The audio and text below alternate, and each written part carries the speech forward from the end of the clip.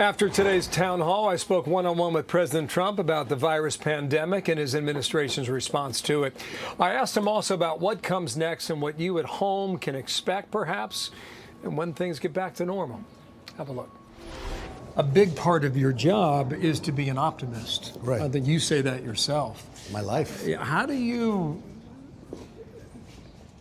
figure out what's the level of optimism that's appropriate for the moment on the medical side, health-wise? Well, look, we have to do what's right ultimately for the country and for the people. And it's not even a question of optimism or pessimism. We have to do what's right for our country. And, we have a very optimistic country, but this was a very sad thing that happened. It came from, wherever it came from. We won't even get into that. But this was a terrible thing that happened to our country. And it's a terrible thing that happened to, I guess, 149 other countries. Think of it. I mean, 149 countries are affected by this. But our people are incredible. And the way they've handled it and what they've done and what they've gone through is, to me, it's really sort of shocking because, as we discussed, they want to go back. They want to go back to their restaurants and they want to go back to their places where they work. This is our country. It was built on that whole concept. I never realized how much, but they want to get it back. But we have a great country and our people are just truly amazing people. I've been with you for a few hours. You've called this the Chinese virus. You did not use that today. Well, Why look, not? I have a very good relationship with President Xi. And they went through a lot. Some people say other things. They went through a lot. They lost thousands of people. They've been through hell. And I've always said, whether it's Ebola or so many, I could name 10 of them.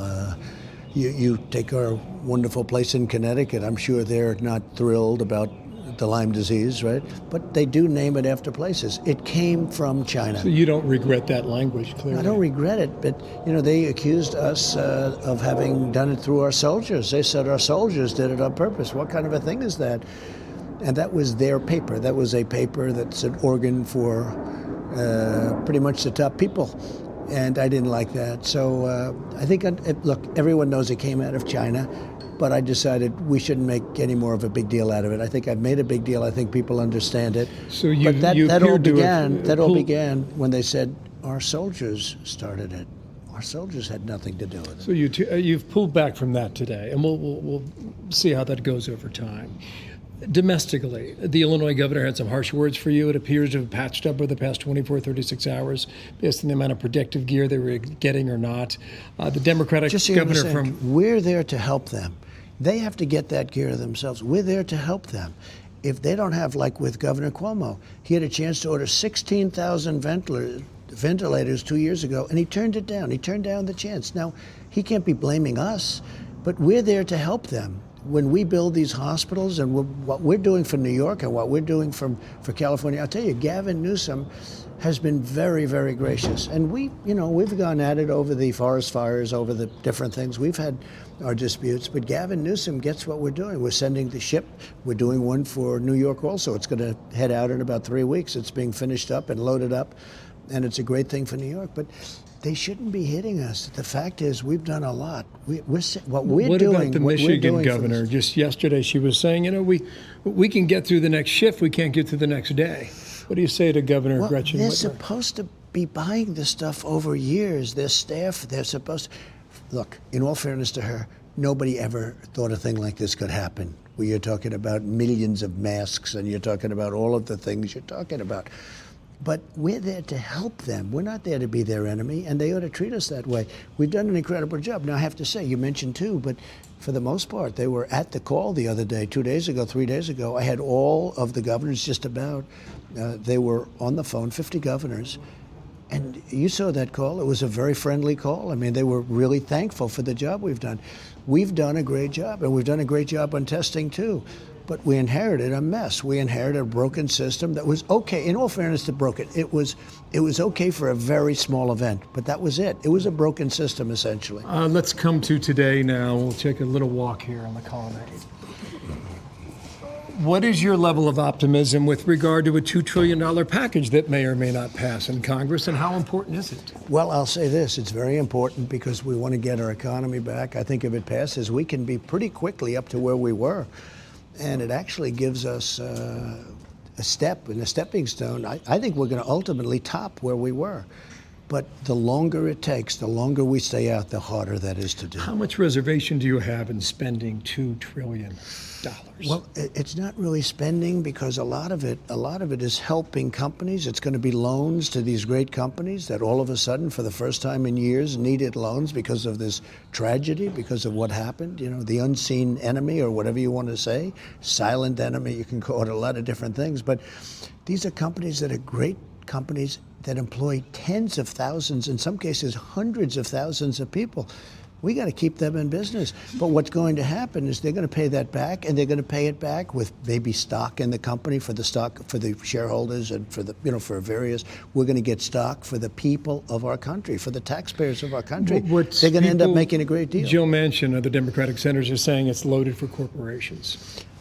It's loaded to save corporations. I mean, maybe he was a businessman, maybe he wasn't, I don't know. But it's loaded to save corporations. Does Joe Manchin want all of these, or many of these companies, to go out of business? We'll have an unemployment rate the likes of which nobody's ever seen before. We have to save these companies. These are companies that weren't in trouble 3 weeks ago, and now they're in trouble because of what happened. These are great companies. They're in some cases AAA companies. And we also, then we can go to another extreme, Boeing, which never had a problem in the history of their company, virtually. It was like the perfect company. Then a year ago, the problem they had, and it was in trouble. And this exacerbated it. How much money would you give Boeing?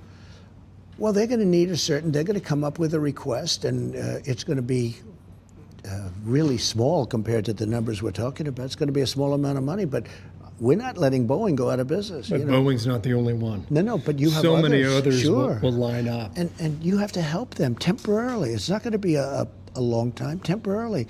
And they're going to pay interest, and they're going to probably give stock in their company to the people of our country, to the taxpayers of our country, to the citizens of our country. And it's going to be great.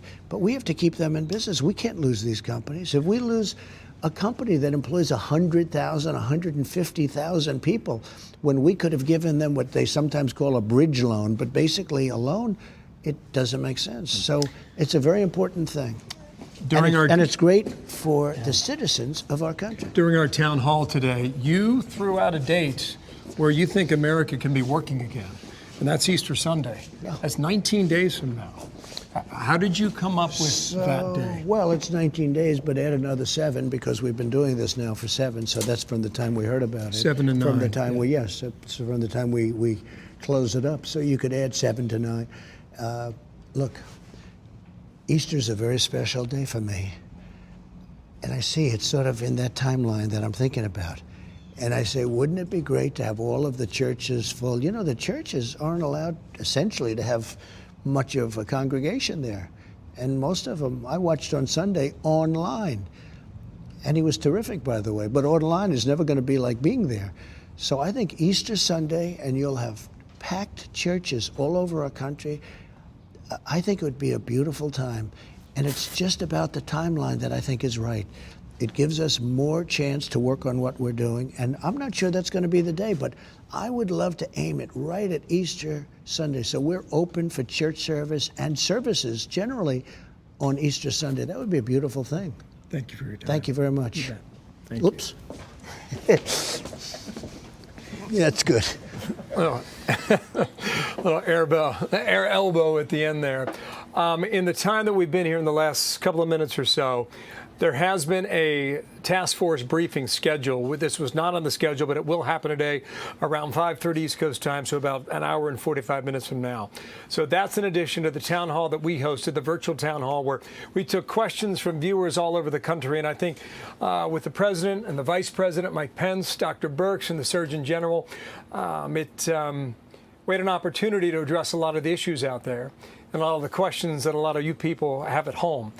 It will re-air later tonight at midnight East Coast time, so we want to let you know that as well. It's coming your way again.